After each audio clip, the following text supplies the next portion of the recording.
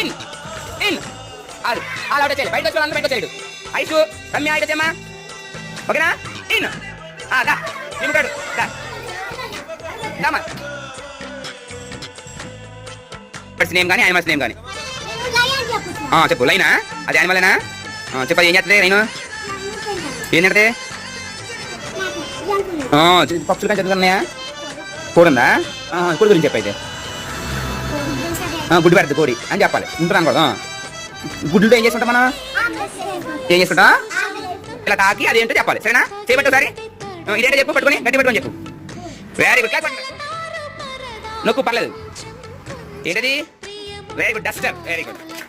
ఇదేంటో చెప్పమ్మా. Very good జాంకాయ్. ఇదేంటిది?